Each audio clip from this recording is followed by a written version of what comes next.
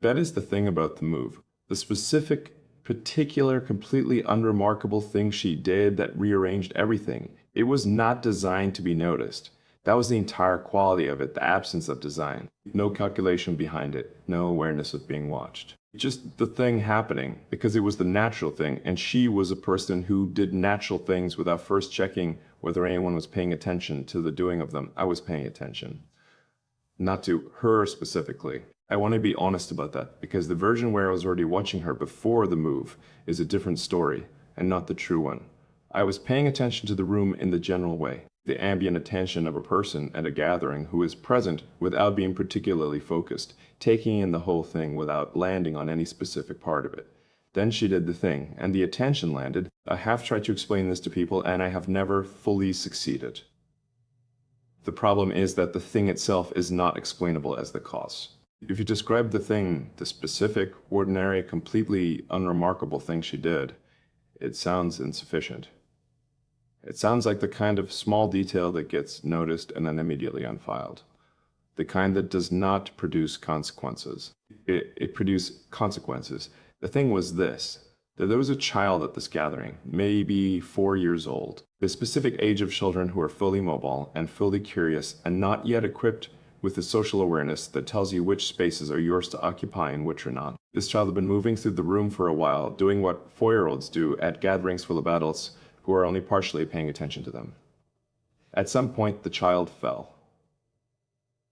Not badly. The particular kind of fall that is more surprise than injury. The sitting down suddenly fall. The child looked up with the expression of someone deciding whether to cry, that specific suspended moment between the falling and the response to the falling, where the decision is still being made. She was across the room. She was in the middle of the conversation. She saw it in her peripheral vision, I think. Or maybe she heard it. Either way, she registered it before most people in the room did. And what she did was not what most people in the room would have done, which was the quick glance of confirmation that the child was fine, followed by the return to the conversation. She excused herself from the conversation. Across the room, crouched down to the child's level, not bent over, actually crouched eye level, the specific physical act of making yourself small so the other person does not have to look up at you, and said something. I could not hear what. Something quiet, something that made the child's expression shift from the suspended, almost cry, to something else. Something almost like being seen. The child did not cry. She said one more thing. The child nodded. She stood up, went back to her conversation. The person she had been talking to had waited. She resumed mid-sentence, as if the interruption had been nothing, as if what she had just done was not worth remarking on, because to her it was not worth remarking on. It was just the thing to do, so she did it. I have been in rooms with important people. I have said this before in a different context, and it is relevant here for the same reason.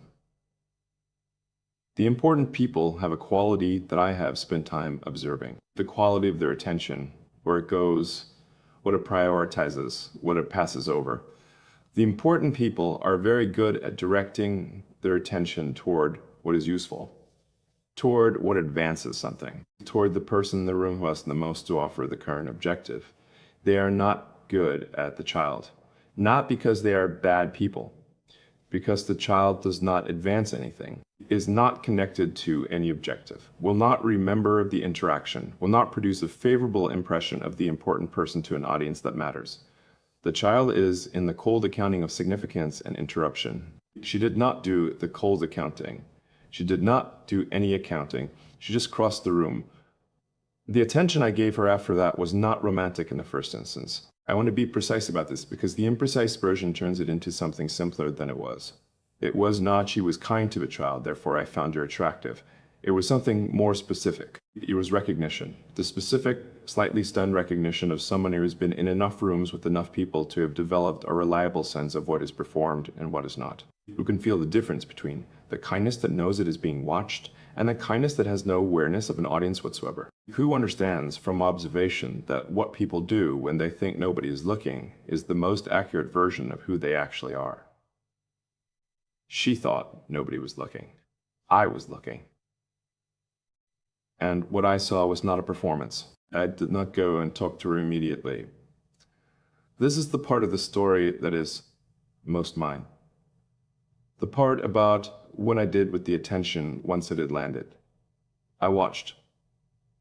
Not in the uncomfortable way, in the specific way of someone who has learned, through enough experience of moving too quickly toward things that looked remarkable and finding them less remarkable on closer inspection, to let the initial impression verify itself before acting on it. I watched how she was in the room, how she talked and listened and moved between conversations. Whether the quality I had seen in the moment with the child was present in the rest of the room, or whether it was an isolated thing. The good behavior of a person who had noticed after the fact. The people watching and was now performing the consistent version for the audience. It was present in the rest of the room, not dramatically, not in the way of someone who is working to display a quality. This consistently there. The way she listened when someone was talking to her. The actual listening, not the performed listening. The way she did not scan the room over the shoulder of the person she was with. The way she laughed at something that was genuinely funny without the half-second delay that performed laughter has. 30 minutes of watching. The quality was real. Then she did the second thing. I almost say this as a surprise to myself. I had been expecting the verification process to take longer.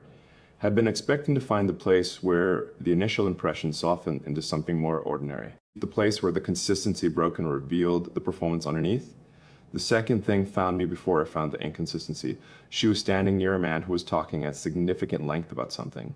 Not a conversation. A monologue could address itself as a conversation. The kind of people produce when they are more interested in being heard than in exchanging anything. The man was saying something I could not hear from where I was.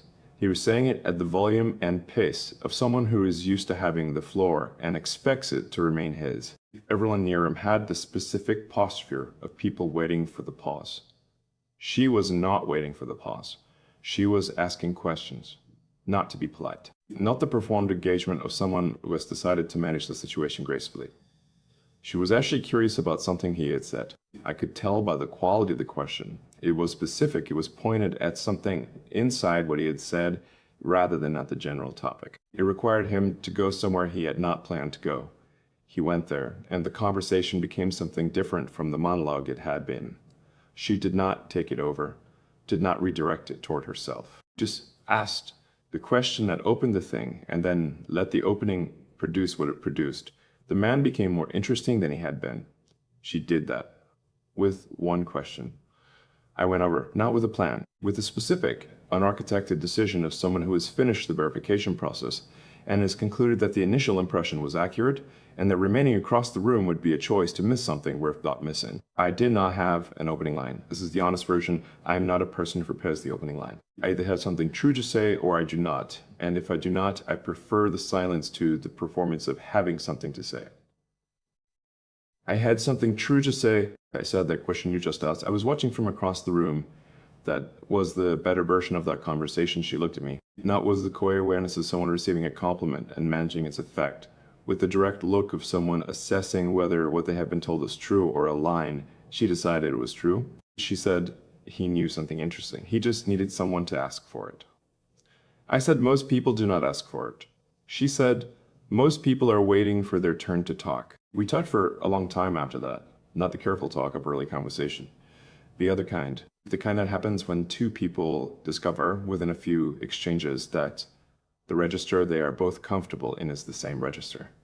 Where you do not have to adjust the frequency of the conversation to make it accessible. Where you can say the specific thing rather than the general version of it and the specific thing lands because the person receiving it is actually present. At some point, I realized we had been in the corner for over an hour. Not because we had isolated ourselves, because the conversation had produced a quality of mutual attention that made the rest of the room peripheral. Not performed exclusivity, just the natural thing that happens when two people are genuinely in a conversation rather than performing a conversation. The room had done what rooms do, shifted, redistributed, people coming and going. We had stayed. I want to say something about the first move, about what it does and does not do. The first move does not show me everything. I want to be precise about this because the story of being captured by a single gesture tends to imply that the single gesture contains the whole person. It does not. She could have been kind to the child and dishonest in everything else. She could have been curious with the man and careless everywhere else. One move does not equal a person. What one move does is open the question.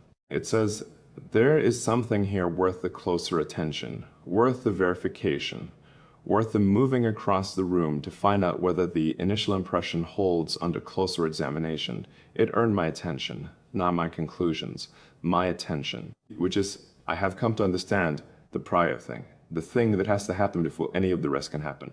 The attention is not the arrival, it is the beginning of the looking. The willingness to be in the room with someone properly, to bring a full quality of the observation rather than the ambient half attention that most people get. She earned the full quality with the move that she did not know I was watching, with the question she asks because she was actually curious, with the 30 minutes of consistency that verified what the first moment suggested. She did not know she was doing any of it for me. That is exactly why it worked. I went home that evening and thought about her.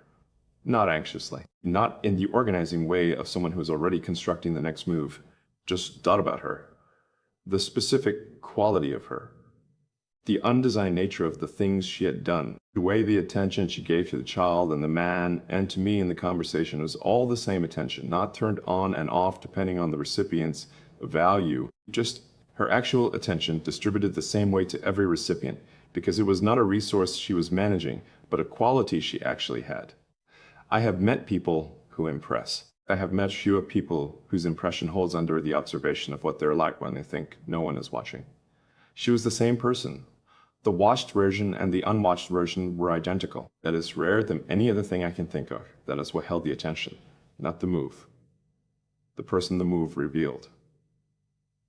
Not a strategy. I want to say that clearly because a not calling can be read as the calculated pause of someone who has decided that waiting produces a better impression than moving. That is not what it was. I did not call because I was still inside what the evening had produced, still turning it over, still in the specific interior state of someone who has encountered something real and needs a day to understand what they are dealing with before they do anything about it. I have made the mistake of moving before I understood, more than once. Moved toward something that looked remarkable and discovered in the moving that the remarkableness was the early version and the sustained version was different, and by the time I understood the difference, I was already further in than the difference warranted. That mistake has a specific cost, and I have paid it enough times to have learned the thing it teaches. I took the day. The call I made on the second day was short, not because I had little to say, because I did not want the phone call to be the thing. I had one question. I asked if she wanted to get coffee. But dinner. Dinner has the specific weight of declaration. Coffee is just a willingness to continue the conversation in a different room. Low stakes, no architecture of significance around it. She said yes. Then she said, I thought you might not call. I said, I thought about it for a day first.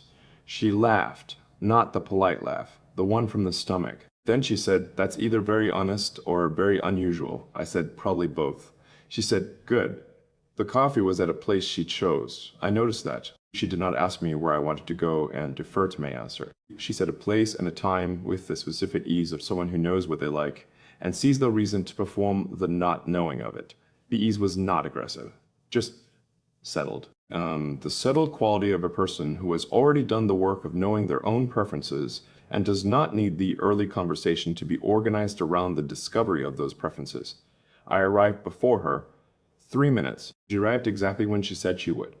Not the apologetic late that some people use as a casual demonstration that the time is valuable, not the anxiously early of someone who needed a buffer. The exact time, which told me something small and true about how she was built. She sat down and did not look at her phone. This sounds like nothing. It is not nothing. I have had a lot of first coffees. The phone is almost always on the table. Sometimes face down, which is its own performance. The deliberate display of the phone being put away, designed to be seen as much as the phone itself. She put nothing on the table. The phone was in her bag, and the bag was on the chair, and her attention was in the room, all of it. We talked for 3 hours. I did not plan for 3 hours. I had a thing after I moved the thing. Not because the coffee had become something I want to extend artificially. Because leaving at the 1 hour mark would have been an interruption of something that was not finished, and the thing I moved could wait and the conversation could not. Some conversations cannot be paused and resumed. They exist in the specific atmospheric conditions of their moment, and those conditions do not hold indefinitely. You either stay in them or you lose them. I stayed. What I remember most from those 3 hours is not what was said. The content is there, but is not the point. The point is the quality of the exchange. The specific back and forth of two people who are both actually in the conversation rather than one person performing and one person receiving. We interrupted each other. Not rudely, the kind of interruption that comes from being genuinely engaged rather than from being impolite. The kind where the interruption is itself a response, where the other person cannot wait for the sentence to finish because the sentence has already produced something in them that needs to be said. She interrupted me 4 times. I counted. Not in the moment, afterwards. Because each interruption had the quality of someone who was actually listening rather than waiting, of someone who was engaged at the level of the thinking rather than the level of the performance of engagement. 4 times she could not wait. She said something about 40 minutes in that I've returned to more than I expected to return to it.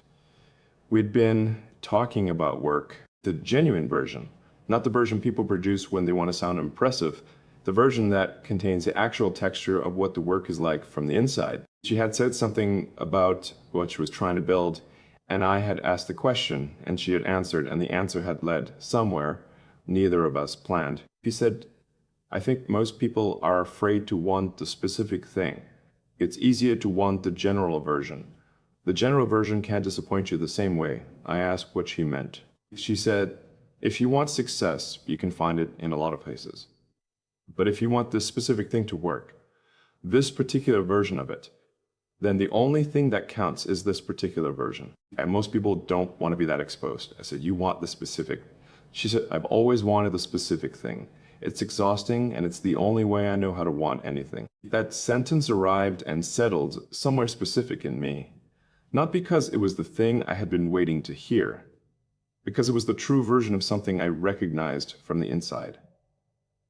The specific wanting, the inability to want the general version because the general version has no actual address and therefore no actual stakes, and the stakes are the thing that makes the wanting real. I have always wanted the specific thing too. The recognition was not romantic in the first instance. It was more primary than that. The recognition of a way of being in the world that I had not found, often in proximity to me. Most people learn, through enough disappointment, to want more generally, to protect themselves from the exposed version of the specific want, by replacing it with something that can be satisfied in multiple ways. She had not learned that. Neither had I. We were the same kind of exposed. I want to tell you about the moment the attention became something more than attention. It was not during the 3 hours. The 3 hours produced the clarity that made the moment possible.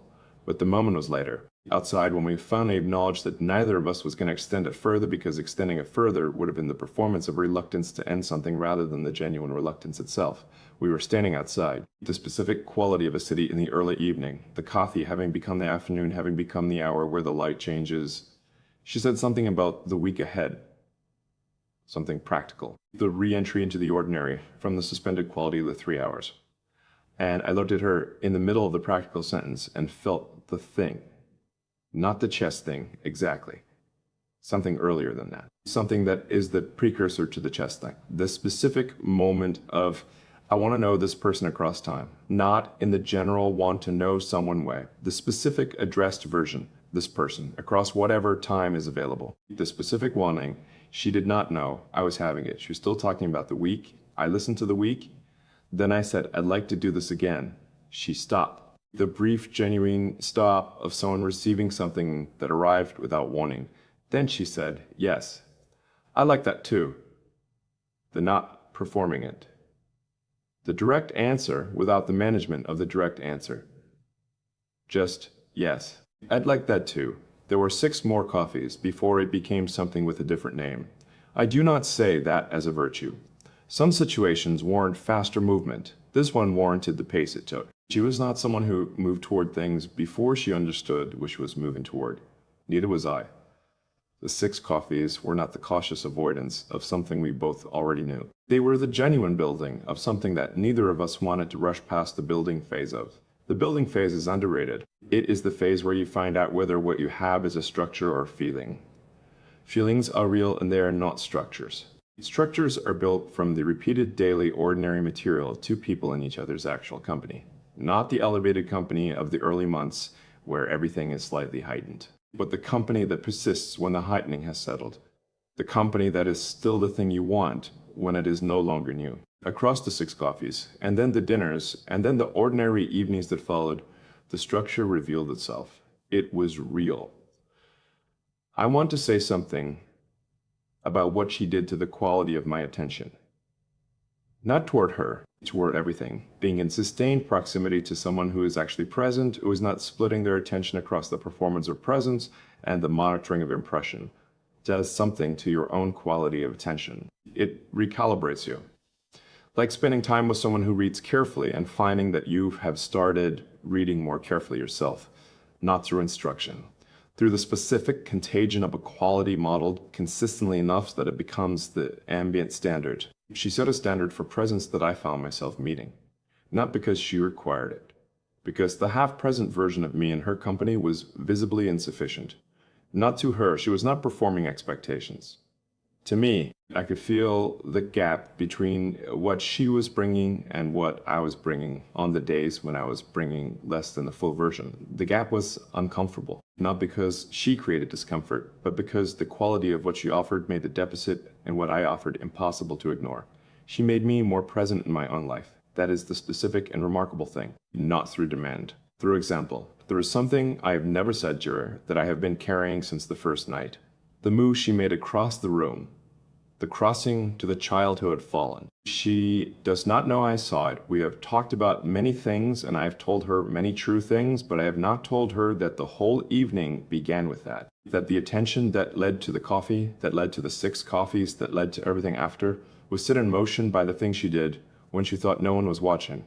I want to tell her, not as a romantic declaration, as the honest accounting of how things actually started, because she deserves to know that the thing she did without an audience was the thing that produced an audience. That the undesigned version of herself, the version that crosses rooms without calculating whether the crossing will be noticed, is the version that reached me, not the impressive version, not the version she might have produced if she had known she was being observed. The actual version.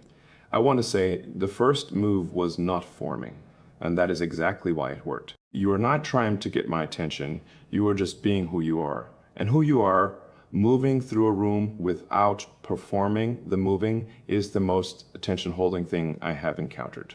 I want to say that. I will say it tonight, not with the architecture of the significant moment, over something ordinary, in the middle of something unremarkable, because the thing I am trying to say is about the unremarkable, and it should arrive in the unremarkable to be consistent with what it is trying to say. She will probably say, "You're watching me." I will say yes. She will say, the whole time, I will say, from the moment you cross the room, and she will understand what I mean, because she always understands what I mean. Not the managed version, the actual one. One move, she did not know she was making it. I did not know I was watching for it. And yet, there it was. The beginning of the whole thing, in the most unremarkable moment, in a room full of people who were watching other things. One move. And suddenly, not the performance of attention, not the strategic interest of a person assessing what a new person might offer. The real thing. Fully given. No taking back. Not from that moment. Not ever.